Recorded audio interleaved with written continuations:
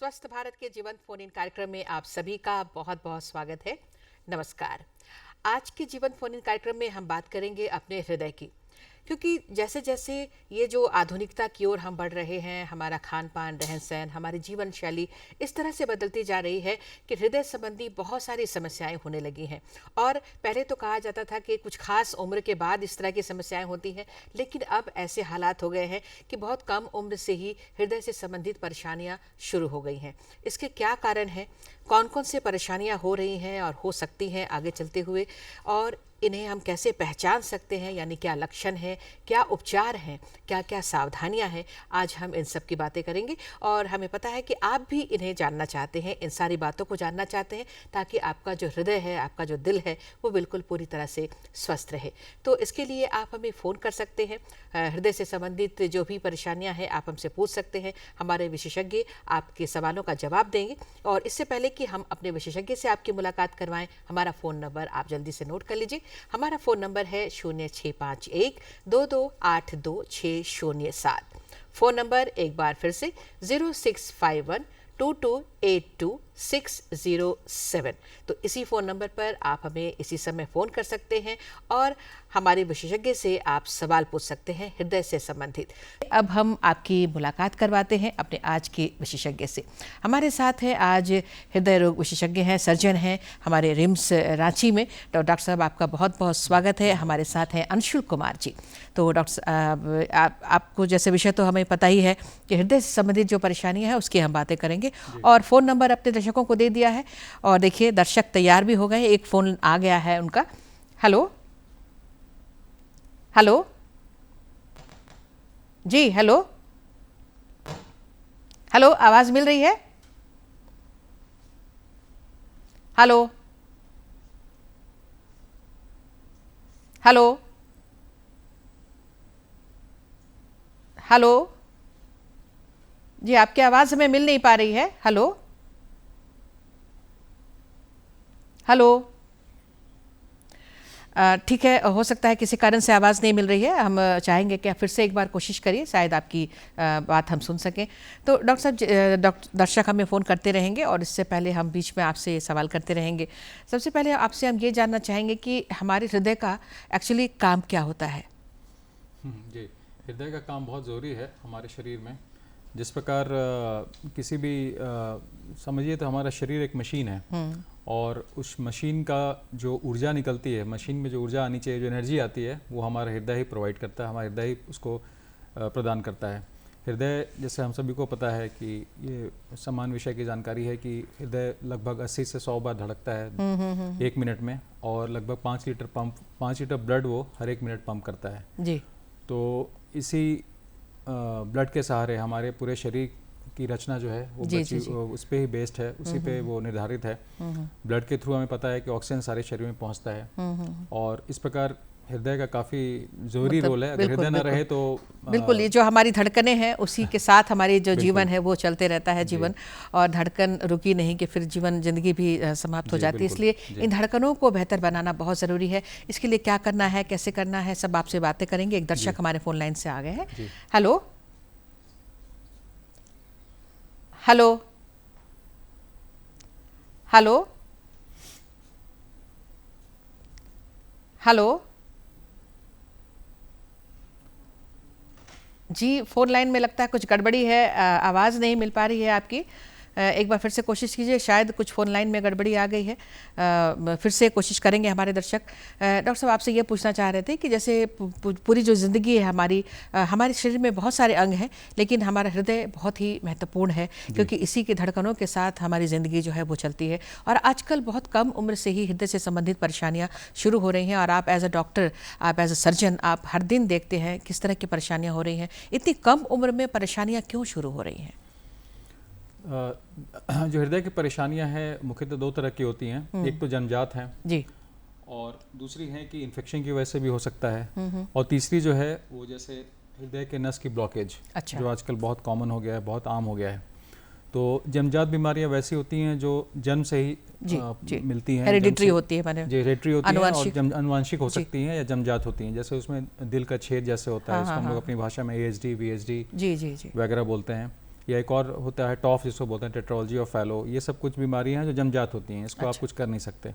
कुछ बीमारियां जो होती हैं वो इन्फेक्शन की वजह से होती हैं, जैसे जो हार्ट का वाल्व खराब होता है, तो बचपन में किसी को रूमेटिक फीवर हो गया, जैसे जोड़ों में दर्द हुआ, बुखार के साथ तेज जोड़ों में दर्द हो गया, खासकर वैसे लोग जिनका खान पान ठीक नहीं है या जो गांव देहात में रहते हैं, जो अपने ऊपर ध्यान नहीं दे पाते, अगर बचपन में तेज बुखार हुआ है, मुख्यतः 5 से 15 साल की उम्र में ये बुखार होता है। इस बुखार की वजह से क्या होता है कि हड्डियों में दर्द होता है, तेज दर्द होता है, और वही इन्फेक्शन जो धीरे धीरे हृदय तक पहुंचता है और हृदय के वेल्व्स को खराब करता है। इसको हम लोग अपनी भाषा में रूमेटिक हार्ट डिजीज कहते हैं। अच्छा। तो उसमें जैसे हृदय के जो वेल्व है वो खराब हो जाते हैं, जैसे माइट्रल वेल्व है, आयोटिक वाल्व है, ये सारे वाल्व खराब हो जाते हैं। अगर एक तय सीमा में उनका उपचार ना किया जाए तो वो हृदय घाती, जीवन घाती भी हो सकता है। तो बहुत कम जैसे जन्मजात हो रहा है ये सब परेशानियां, तो ये जिंदगी भर चलते रहती है। बिल्कुल, अगर सही इलाज ना हो तो जिंदगी भर चलेंगी। और मुख्यतः क्या होता है कि 20, 30, 40 साल की उम्र तक मरीज बिल्कुल बेड पे आ जाता है और अंततः उसकी मृत्यु भी हो सकती है। जी, जी, जी। तीसरी बात जो मैं कह रहा था, नस के ब्लॉकेज की समस्या, तो वो आज बहुत आम हो गई है, खान पान की वजह से,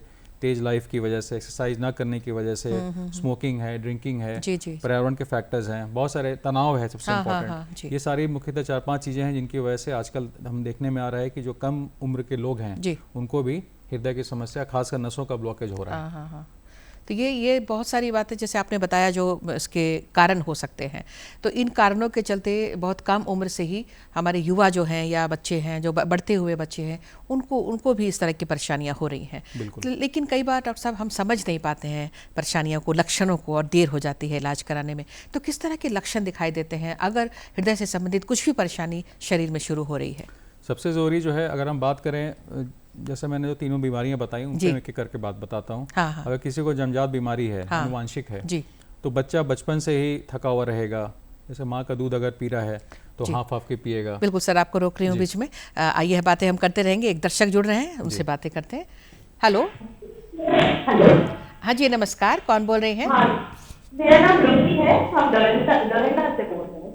दरभंगा से? डोरंडा से। जी जी जी, सवाल करिए। कोलेस्ट्रॉल कितना हो तो खतरा माना जाता है? कोलेस्ट्रॉल?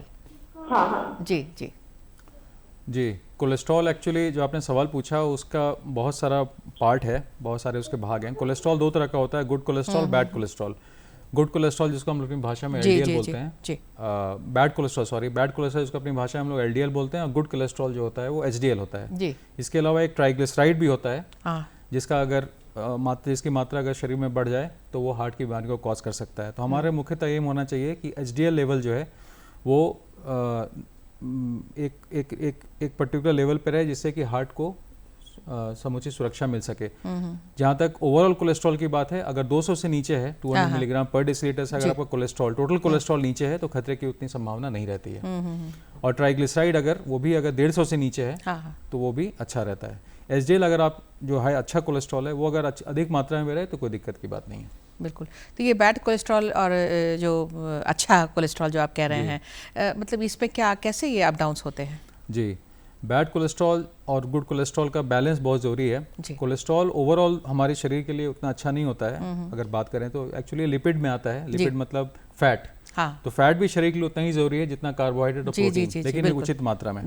ट्राइग्लिसराइड बढ़ने का मेन कारण है अनुचित खान पान। अगर आप ज़्यादा वसा ले रहे हैं, ज़्यादा आप एनिमल फैट ज़्यादा ले रहे हैं, मांस और जैसे नॉनवेज अगर आप ज़्यादा खा रहे हैं, और ज़्यादा जैसे एक मलाई युक्त दूध बहुत लोग पीते हैं, फुल टोन ना पी के फुल क्रीम पीते हैं, उससे भी ये सब प्रॉब्लम हो सकता है। या बाहर का खाना खा रहे हैं ज़्यादा, सिंपल सी बात है, जी, जितनी भी सफ़ेद चीज़ें हैं उसको अवॉइड करना है। अगर हम नटशेल में बात करें और कॉमन भाषा में बात करें, सामान्य भाषा में बात करें, तो जो भी सफ़ेद चीज़ें हैं जैसे चीनी, मैदा, चावल जी, जो भी ये सारी चीज़ें सफ़ेद होती है, जो सफ़ेद चीज़ें उनसे आपको परहेज करना है।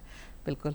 और यही सफ़ेद चीज़ों के जो है बहुत आम है, इसके आइटम्स बनते रहते हैं और लोग खाते रहते हैं, चाहे वो सफ़ेद चीज़ें हो चाहे उनसे बने हुए आइटम्स हो। जी जी जी, बिल्कुल। मतलब बिल्कुल इसको अपने ज़िंदगी से इसको हटा ही देना है या थोड़ा बहुत कम मात्रा में बैलेंस कर सकते हैं? बिल्कुल बैलेंस करना है, क्योंकि अति सर्वदा वर्जयेत जैसे हमारी संस्कृति में कहा गया है, तो आप बिल्कुल मना नहीं करें। लेकिन हाँ, अगर स्वास्थ्य संबंधी प्रॉब्लम है तो मेरे हिसाब से और मेरे विचार से, मेरा ये व्यक्तिगत विचार है कि आपको बिल्कुल बंद कर देना चाहिए, बिल्कुल अवॉइड कर देना चाहिए। ये जो अच्छा कोलेस्ट्रॉल जो आप कहते हैं सर, उसको बढ़ाने के लिए क्या कुछ खास कुछ करना चाहिए? अच्छे कोलेस्ट्रॉल जैसे अगर आप प्योर प्रोटीन ले रहे हैं, जैसे एग आप ले रहे हैं अगर, तो एग वाइट अगर ले रहे हैं, उसका अगर पीला पार्ट छोड़ के अगर सफ़ेद पार्ट ले रहे हैं तो वो अच्छा होता है। और येलो फिर लेने से कोलेस्ट्रॉल बैड वाला बढ़ता है। जी, येलो वाले से फिर बैड, चूंकि प्योर फैट होता है और वो दैट लीड्स टू, वो फिर बैड कोलेस्ट्रॉल को बढ़ाता है। या अगर आप पल्सेस ले रहे हैं, अगर जो वेजिटेरियन में वेज में आता है, जैसे अगर चना दाल ले रहे हैं, रहर दाल ले रहे हैं, किसी भी तरह का दाल अगर ले रहे हैं, तो उससे हमारा एचडीएल बढ़ता है। और साथ में बैलेंस रखना ज़रूरी है। अगर आप नियमित व्यायाम कर रहे हैं, एक्सरसाइज कर रहे हैं, 30 से 35 मिनट अगर ब्रिस्क वॉकिंग करते हैं हफ्ते में 5 दिन, या कार्डियो करते हैं अगर 35 दिन, तो वो 35 मिनट तो करते अच्छा हैं, कोलेस्ट्रॉल बढ़ता है। बिल्कुल। एक दर्शक जुड़ रहे हैं सर, उनका सवाल लेते हैं। हेलो हेलो, हाँ जी नमस्कार, कौन बोल रहे हैं?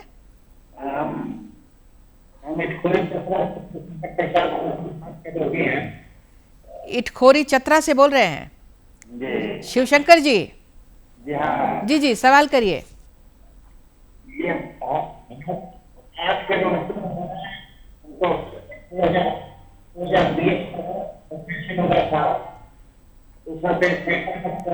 बहुत स्पष्ट सुनाई नहीं दे रहा है सर, टूट टूट कर आ रही है आवाज आपकी। मेरा हाथ आपका हाथ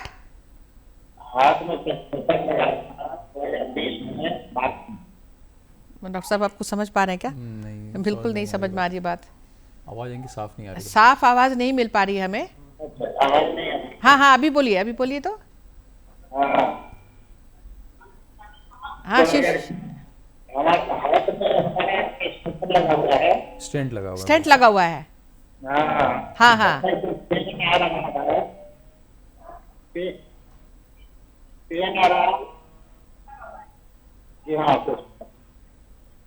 बिल्कुल आपकी कुछ बातें समझ में आई, कुछ नहीं भी आई। जहाँ तक समझ में आ रहा है हमें, जी जी, पेन हो रहा है। पेन हो रहा है। अच्छा अच्छा, जी ठीक है, जी ठीक जी। है। आपको स्टेंट कब लगा था शिवशंकर जी? आप स्टेंट बता सकते हैं स्टेंट कब, कितने महीनों पहले, कितने साल पहले?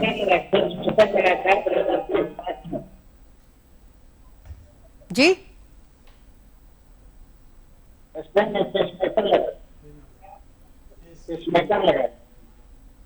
क्या लगा?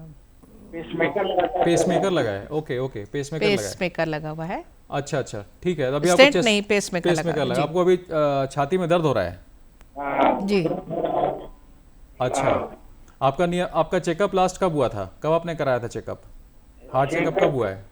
चेकअप 2 साल पहले कराया। 1-2 साल पहले?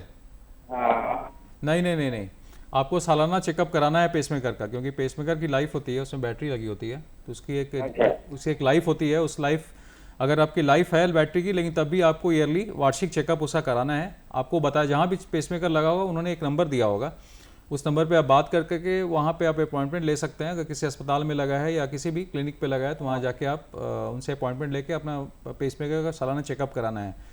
पेसमेकर के साथ साथ आपको ईसीजी, इको भी करते हैं। जिन्होंने पेसमेकर लगाया है, कार्डियोलॉजिस्ट, वो सारा कुछ करेंगे। और कुछ अगर उसमें ऊंच नीच होती है तो वो फिर उसका समाधान ही बताते हैं। हो सकता है बैटरी चेंज करना पड़े, या और भी कारण हो सकता है। पेसमेकर सही चल सकता है, लेकिन हो सकता है कुछ ब्लॉकेज वगैरह हो सकता है, तो ईसीजी, इको करके हम लोग उससे पता कर सकते हैं। तो आप अभी तुरंत जो है त्वरित रूप से किसी को दिखाएं, जो जहाँ भी आपका पेसमेकर लगा वहाँ जाके मिलें, क्योंकि पेसमेकर की लाइफ होती है और वो वारंटी में भी होता है। आपको एक्स्ट्रा पैसे नहीं लगते हैं, 5 साल 10 साल वारंटी में होता है, तो वो फ्री ऑफ कॉस्ट भी आपका चेकअप हो जाएगा। बिल्कुल बिल्कुल। पेसमेकर अगर लगा हो, जिनको भी लगा हो, जो हमारे दर्शक देख रहे हैं, तो सालाना एक बार चेकअप कराना बहुत ज़रूरी है कि उसके क्या कंडीशन है, या अलग से कोई और तकलीफ तो नहीं शुरू हो रही है शरीर में, ये जानना बहुत ज़रूरी है। ये पेसमेकर की बात चली है, तो फिर इसको हम लोग बातचीत को आगे बढ़ाते हैं। आप बातें कर रहे थे हम लोग, तो सर आगे अपनी बात को आप जारी रखिए। जी, तो वही बात हो रही थी गुड कोलेस्ट्रॉल, बैड कोलेस्ट्रॉल की। तो गुड कोलेस्ट्रॉल बढ़ाने के तरीका मैंने बताया कि आपको थोड़ा नियमित आहार को थोड़ा नियंत्रित करना होगा, नियमित व्यायाम करना होगा, और सबसे ज़रूरी आज के जो हमेशा हम ये बात करते हैं यहाँ पे कि भाई फास्ट लाइफ हो गई है आजकल, और छोटे शहर हो चाहे बड़े शहर हो, हर जगह काम का प्रेशर है लोगों पे, टारगेट अचीव करने हैं, तनाव बहुत है। वो भी एक बहुत बड़ा कारण है। कम उम्र में बीमारियाँ, हृदय संबंधी बीमारियाँ का बढ़ना, या स्ट्रेस की वजह से भी जो है जी बैड कोलेस्ट्रॉल बढ़ता है और गुड कोलेस्ट्रॉल कम होता है। जी जी जी, बिल्कुल 3 बातों का ध्यान रखना बहुत ज़रूरी है। गुड कोलेस्ट्रॉल अगर हम शरीर में बढ़ा कर रखें और बैड को कम रखें तो हृदय से संबंधित परेशानियां कम हो सकती हैं। बहुत सारी परेशानियों का जिक्र आपने किया है सर, जैसे आज हम हृदय घात की भी हम बात करते हैं, हार्ट अटैक जैसी समस्या है, वो किस उम्र में ज़्यादा अभी देखी जा रही है? 40 to 50। 40 to 50 में। जो पहले हमारे देश में 60 से 70 के बीच में था, वो 40 से 50 में हो गया है, 20 साल कम हो गया है। और एक्चुअली क्या है कि विभिन्न शोधों से पता चला है कि जो हमारी रेस है, जो एशियन रेस है, और जो कॉकेशियंस होते हैं, कॉकेशियन मतलब जो अंग्रेज कह सकते हैं या वेस्टर्न वर्ल्ड कह सकते हैं, तो कॉकेशियंस में जो हृदयघात हो रहा है वो हमसे 20 साल ज़्यादा पे हो रहा है। बिल्कुल सर, हमारा हम 20 साल पहले हो रहा है। बिल्कुल इस बात को हम आगे ले जाएंगे। एक दर्शक है जुड़ रहे हैं। हेलो। हेलो, हाँ जी नमस्कार, कौन बोल रहे हैं? मुकेश कुमार सिंह बोल रहा हूँ, गिरिडीह जिला अंतर्गत गिरिडीह से। सरिया प्रखंड खेसकरी गांव से। जी सवाल करिए। हाँ, मैं मुकेश कुमार सिंह। हाँ हाँ मुकेश कुमार जी, जी, जी सवाल करिए। सवाल करिए कि मुझे तो कुछ दिन पहले हार्ट का और किडनी का जांच करवाए थे। हार्ट और किडनी की जांच कराई थी आपने? जी, जी तो 2.1 था जी उसमें कुछ। जी, हेलो। तो उसमें 2.1 आया था 2.1 किडनी का। 2.1। 2.1 किडनी का क्रिएटिनिन। हाँ जी, तो ये जी। सही है कि नहीं आप जानना चाह रहे हैं? और उसके लिए दवाई हमको उसके दिया लिए गया दवा था, है। जिसको खा रहे हैं। खा रहे हैं दवा? तो जी जी, नहीं सही है क्या? नहीं सुन रहे, पैखाना ब्लैक क्यों था? जी, क्या करना चाहिए इनको इतनी क्रेटिनिन है तो? जी, अब क्रिएटिन बढ़ने का बहुत कारण हो सकता है। हृदय संबंधी प्रॉब्लम में भी क्रिएटिनिन बढ़ सकती है। जी। या शरीर में और कोई अगर मेटाबॉलिक प्रॉब्लम है, जिसको हम कह सकते हैं कि ब्लड रिलेटेड कोई प्रॉब्लम है, तो उसमें भी किडनी बढ़ सकता है। डायबिटीज़ में किडनी का प्रॉब्लम हो सकता है। हाइपरटेंशन अगर बीपी है, उसमें भी किडनी का प्रॉब्लम हो सकता है। अगर लिपिड बढ़ा हुआ है, फैट अगर बढ़ा, तभी किडनी की समस्या हो सकती है, क्योंकि किडनी जो है वो चूंकि एंड ऑर्गन है हमारा, और वो सारे चीज़ों को फिल्टर करता है। जी। तो शरीर में कहीं भी प्रॉब्लम हो अगर और वो ठीक से कंट्रोल ना हो तो किडनी पर असर, तथा किडनी पर असर पड़ता है। जी। इनका क्रिएटिनिन से 2.1 है, तो इतना नहीं है कि इनके डायलिसिस की जाए, दवा पे भी ठीक रह सकते हैं, लेकिन कारण जानना जरूरी है, क्योंकि वो बीमारी नहीं है। किडनी में क्रिएटिन, अगर किडनी का क्रिएटिन बढ़ा हुआ है तो वो किसी बीमारी को परिलक्षित करता है। हाँ। तो उनको ये देखना पड़ेगा इनका हार्ट कैसा है, किस कारण से हो रहा है। शुगर तो नहीं है, बीपी तो नहीं है, शरीर में और कोई समस्या तो नहीं है। तो ये सब चीज़ों को पहले रूल आउट करना होगा, तभी हम कह सकते हैं कि एग्जैक्ट इलाज क्या हो सकता है इनका। अगर दवाई पे इनका कंट्रोल है, लेकिन जैसे बता रहे हैं 2.1 क्रिएटिनिन है अभी, इसका मतलब दवाइयाँ उतनी असर नहीं कर रही हैं, तो कारण पे जानना पड़ेगा किस वजह से क्रिएटिनिन बढ़ा है। बिल्कुल। मतलब जरूरी नहीं है कि किडनी की वजह से हो, और भी कई सारे कारण हो सकते हैं जो किडनी का क्रिएटिनिन बढ़ा सकता है, इसलिए समुचित एक बार जांच कराना बहुत जरूरी है। एक और दर्शक जुड़ रहे हैं, उनका सवाल लेते हैं। हेलो। हाँ हेलो सर। हेलो। हाँ बोलिए। हाँ जी नमस्कार, कौन बोल रहे हैं? हम नासिक सर। रतन जी। रतन जी कहाँ से बोल रहे हैं? हम झारखंड से बोल रहे हैं, धनबाद झारखंड से बोल रहे हैं। रतन जी सवाल करिए। हम झारखंड से बोल रहे हैं, जिला से सर। सवाल करिए रतन जी। हाँ सर, सवाल बोलिए। बीसीसीएल के बारे में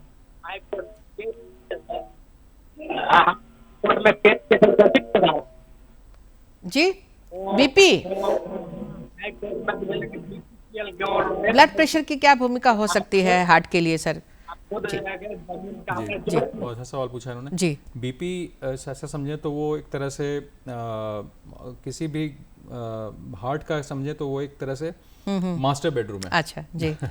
क्योंकि उस पे अगर बीपी आपका ठीक है, हाँ। तो ओवरऑल आपका जो घर है वो सही रहेगा। अच्छा। तो बीपी अगर किसी का हाई है, बढ़ा हुआ है, जैसे आजकल बहुत सारे शोधों में या बहुत सारे ऐसे अमेरिकन हार्ट एसोसिएशन है या इंडियन एसोसिएशन ऑफ फिजिशियंस है, सबका अपना अपना एक कट ऑफ है कि भाई इतना बीपी होने से हार्ट की समस्या बढ़ सकती है। तो अमूमन हम लोग 140 तक रखते हैं। 140 से बिलो आपका ऊपर वाला है और नीचे वाला अगर 80 से नीचे है तो हम लोग बोलते हैं कि हम लोग सेफ हैं। 140 के ऊपर अगर है बीपी आपका सिस्टोलिक ऊपर वाला, तो स्टेज 1 हाइपरटेंशन हो सकता है, उसके और ऊपर जाता है स्टेज 2, स्टेज 3 वगैरह वगैरह वगैरह बढ़ता रहता है। तो अमूमन अगर बीपी बढ़ा हुआ है तो हार्ट, ऐसा समझें कि बीपी बढ़ता है तो हार्ट पे दबाव ज़्यादा पड़ता है, ब्लड सर्कुलेशन ज़्यादा होता है, हार्ट पे ज़्यादा दबाव पड़ेगा, मांसपेशियाँ ज़्यादा खींचती हैं और हार्ट को फिर टेंशन होता है। तो जहाँ भी टेंशन तनाव होगा वहाँ पे एक समय के बाद वो चीज़ें काम करना बंद कर देती हैं या कम कर देती हैं। जी। तो अगर बीपी बढ़ा है तो अंततोगत्वा हार्ट पे भी इफेक्ट पड़ता है, हृदय काम करना कम कर देता है, पंपिंग क्षमता कम हो जाती है और साथ ही साथ जैसे मैंने पहले बात की, ब्लॉकेज की समस्या हो सकती है।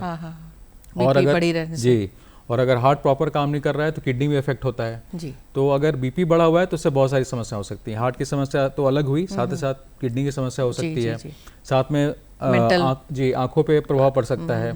तो हमारी भाषा में हाइपरटेंशन को या बीपी को हम लोग कहते हैं, बढ़े हुए बीपी को हम लोग साइलेंट किलर भी कहते हैं, क्योंकि वो पता नहीं चलता है।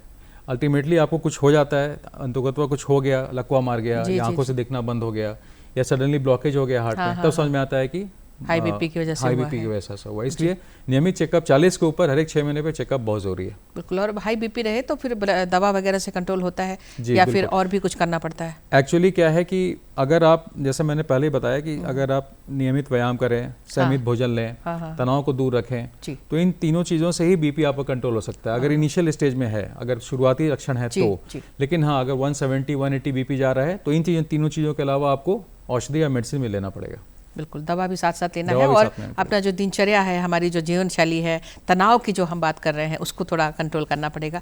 आज के समय में तनाव जैसी समस्या तो है सबको, कुछ ना कुछ समस्याएं सबके जीवन में है, लेकिन उसके समाधान को निकालते हुए उस पर काम करना चाहिए। तभी कई बार बीपी लो भी हो जाती है सर, इसकी वजह और या उसके कारण भी कोई समस्या होती है? बीपी लो होने से चक्कर आ सकता है, पसीना हो सकता है, बीपी लो। लेकिन अगर सिंपल बीपी लो हो रहा है तब तो समस्या की बात नहीं है, लेकिन बीपी लो हृदय के समस्या में भी बीपी लो हो सकता है। अगर किसी को हृदय घात हुआ तो उसमें भी बीपी बहुत गिर जाता है। अच्छा। तो ये चीज़ें बहुत मतलब बैलेंस करके चलने वाली हैं कि भाई बीपी क्यों कम हुआ या बीपी क्यों ज़्यादा हुआ, दोनों चीज़ें खतरनाक हैं। लेकिन हाँ, अगर अमूमन एक आदमी अगर स्वस्थ है और बीपी कम है तो इसका मतलब किसी खान पान की वजह से उसको प्रॉब्लम हुआ है। लेकिन हाँ, अगर पहले स्वस्थ चल रहा है, शुगर है अगर उसको, या बीपी की दवा ले रहा है, कभी कभी गलत दवाएं लेने से बीपी कम हो जाता है, खासकर बुजुर्ग लोगों में साइड इफेक्ट्स के रूप में साइड इफेक्ट के रूप में, खासकर एल्डरली लोगों में जो जीरेट्रिक पॉपुलेशन है, उनको उतना पता नहीं होता है, तो उनका डोजिंग पता नहीं होता है, वो गलती से खा लेते हैं तो बीपी कम हो जाता है। शुगर में बीपी कम हो सकता है और ये मुख्यतः यही कारण है हमारे पॉपुलेशन में जिसकी वजह से बीपी कम होने। लेकिन उसके लिए भी फिर दवा मेडिसिन जो है वो ज़रूरी हो जाती है। उसके लिए बीपी अगर कम है तो उसके लिए ज़्यादा नहीं कि आपको तुरंत रेस्ट करना है,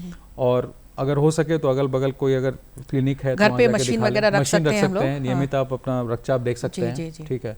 और जो दवाइयाँ ले रहे हैं उसको एक प्रॉपर उसको कितने टाइम पे खाना है, कब खाना है, वो टाइम फिक्स होना चाहिए। बिल्कुल बिल्कुल, खान पान हो चाहे वो अपना एक्सरसाइज हो, हर चीज़ का एक टाइम हम लोग बना लें, अपनी लाइफ रूटीन करें तो ज़्यादा बेहतर रहेगा। बिल्कुल। तो हृदयघात की हम बात कर रहे थे सर आपसे, स्पेशली आज हम उसी के बारे में चर्चा कर रहे हैं। क्यों, मतलब ये हृदयघात आने के पहले कुछ आहट होती है, कोई समझ पाते हैं या अचानक कभी आ जाता है, कहीं पर ऑफिस में है या घर में है, तो क्या कुछ समझ में आती है बात कि कुछ ऐसा हो रहा है या सडनली हो जाता है? और अगर हो जाता है तुरंत तो फिर उस समय इमीडिएटली अगल बगल कोई है उसको क्या करना चाहिए ताकि सही समय पे पहुंची जा सके?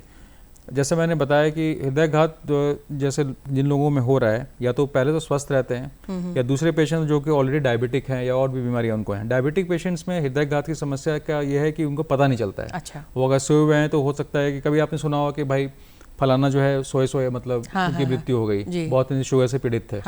तो ऐसे लोगों में साइलेंट हार्ट अटैक होता है जो पता नहीं चलता है। लेकिन हाँ, ऐसे लोग जो नियमित अपना दिनचर्या में हैं और जो अपना नॉर्मल रूटीन करते हैं, तो मोस्ट कॉमन सिम्टम जो होता है वो है चेस्ट पेन, तेज धड़कन वाला पेन हो सकता है बाईं तरफ छाती में, जरूरी नहीं है बाईं तरफ हो, कभी कभी दाईं तरफ भी हो सकता है, या तेज दर्द जो हो सकता है वो बाएं हाथ की तरफ जा सकता है। ये मेन लक्षण है। दूसरा लक्षण जो है वो कभी कभी लोगों को सुबह सुबह उठते हैं तो बहुत तेज गैस होती है। अच्छा। लोग समझते हैं कि भाई गैस हो रही है, लेकिन कभी कभी हृदयघात का भी लक्षण हो सकता है। अच्छा। सुबह में, या फिर मोस्ट कॉमन जो हमारी प्रैक्टिस हम लोग देखते हैं कि मिड डे में 12:30 11 12:30 में खाना खाने के बाद, या दिन में 12:30 1 बजे के आसपास मरीजों को ऐसे प्रॉब्लम होती है कि बार बार डकार आ रही है। अच्छा। और पेट दुखने लगा, और पेट सीने के भीतर बोलते हैं कि भाई सीने के पीछे दर्द हो रहा है। अच्छा। तो इसको हम लोग अपनी भाषा में रेट्रोस्टर्नल पेन बोलते हैं। तो ये अगर ये सब होता है तो जरूरी नहीं है कि आपको हृदयघात हो, लेकिन हाँ, तुरंत किसी आसपास अलर्ट होके जाके दिखाना है। बिल्कुल। और अगर आ जाते हैं उसके बाद क्या करना चाहिए? अगर आता है, ये हम बातें करेंगे आपसे। एक दर्शक जुड़ रहे हैं। हेलो। हाँ, लाइन पर। हेलो। हाँ, हाँ जी, नमस्कार, कौन बोल रहे हैं? वो डॉक्टर साहब जिन्हें कर रहे हैं ना, तो मुझसे बात करना है। हेलो, हाँ, थोड़ी ऊंची नमस्कार। आवाज में बोलिए सर। बोकारो से हम याकूब खान जी, कहाँ से बोल रहे हैं? बोकारो बोकारो से। जी, सवाल करिए। हाँ, नमस्कार। हाँ जी, कहिए। हम बोकारो जिला से बोल रहे हैं मैडम। बोकारो जिला से बोल रहे हैं, आप सवाल करिए। 2022 में हम मेडिका में आपको स्कैन लगाए थे। जी, 2022 में स्टेंट लगा था आपको? अच्छा, 2022 में हम मैडम स्कैन हाँ लगा हाँ, था। तो क्या तकलीफ है अभी बताइए? वही हार्ट, हाँ, मेडिका में जी, मेडिका में लगा था। तो अभी क्या है डॉक्टर तकलीफ साहब आपको? से यही पूछने चाह रहे हैं कि मतलब कितना दिन में स्कैन चेंज होता है। अच्छा, कितने दिन में स्टंट चेंज होता है, इनका कहना है। 2022 में इनको लगा था। नहीं, तो देखिए ऐसा है ना कि ये बहुत चीज़ों पर डिपेंड करता है आपको स्टेंट कौन सा लगा है। हाँ, जैसे हाँ, स्टेंट का विभिन्न प्रकार होते हैं। एक बेयर मेटल स्टेंट होता है, इसको BMS कहते हैं। एक DES होता है, ड्रग इल्यूटिंग स्टेंट होता है। अलग अलग वैरायटी के स्टेंट्स होते हैं। महंगे स्टेंट्स ज़्यादा बढ़िया चलते हैं, ड्रग इल्यूटिंग होते हैं। उसमें क्या होता है कि ब्लॉकेज की समस्या कम होती है। तो ये डिपेंड करता है कि स्टेंट कौन सा लगा है, हाँ हाँ, आप कितनी दवाइयाँ खा रहे हैं और नियमित खा रहे हैं कि नहीं, अपने दिनचर्या को आपने कैसे रखा है। बिल्कुल। एक बात मैं बताना चाहता हूँ आपके माध्यम से कि हाँ, हाँ। डॉक्टरों का काम है इलाज करना, लेकिन इलाज के बाद जो प्रिकॉशन लेना है वो मरीजों को ही लेना है। बिल्कुल। वो अगर ठीक से प्रिकॉशन नहीं लेंगे, अब किसी को स्टेंट लगाए और वो शुगर कंट्रोल ना करे, वो एक्सरसाइज ना करे, वो BP कंट्रोल ना करे, वो नियमित चेकअप ना कराए, तो अल्टीमेटली स्टेंट ब्लॉक हो ही जाएगा। तो अमूमन अगर बात करें, इस सब चीज़ें छोड़ दें, तो अमूमन लंबी लाइफ होती है, 8 से 10 साल स्टेंट चलता है। अगर मतलब अगर ये सारी चीजें कंट्रोल है तो ये अभी आराम से बिल्कुल, रह बिल्कुल, सकते हैं, या बिल्कुल, अगर कंट्रोल नहीं है तो फिर चेकअप करा के कभी एक लंबा बार। भी चलता है, लेकिन हाँ, अमूमन एवरेज जो है वो 10 से 15 साल कह 10 से सकते हैं। 15 साल 8 से चलता 12 नहीं, 10 से हाँ। 15 साल एवरेज लाइफ हो सकता बिल्कुल। और स्टेंट लग गया इसका ये मतलब बिल्कुल नहीं है नहीं, कि बिल्कुल नॉर्मल से भी हम अब नॉर्मल लाइफ फिर जीने नहीं, लगे। नहीं, नहीं। जी सर, सवाल तो मेरे मन में बहुत आ रहे हैं, आपको भी कहने के लिए बहुत सारी बातें हैं, दर्शक भी लाइन पर लगे हैं, लेकिन समय इजाज़त नहीं दे रहा कि आपसे और सवाल करें या दर्शकों के सवाल लें। तो चलते चलते सर, 1-2 मिनट का समय है, कुछ मैसेज आप देना चाहते हैं अपने हृदय को दुरुस्त रखने के लिए, स्वस्थ रखने के लिए सर? जी, मैं ये कहना चाहूँगा कि अपने आहार व्यवहार और विचार तीनों को नियमित रखें बस। जी, आहार, व्यवहार और विचार तीनों को स्वस्थ रखें, और बिल्कुल ऐसे इस तरह का संतुलन हम बनाए रखेंगे तो हमारा जीवन बिल्कुल स्वस्थ रहेगा, सुखी रहेगा। तो सर, आप यहाँ पर आए, आपका कीमती वक्त हमें मिला है, बहुत सारी जानकारियाँ मिली हैं, फ़ोन कॉल्स भी आए, उनके जवाब आपने दिए हैं सर, आपका हम बहुत बहुत धन्यवाद करते हैं। नमस्कार। नमस्कार। और आप सभी दर्शकों को भी बहुत बहुत धन्यवाद। नमस्कार।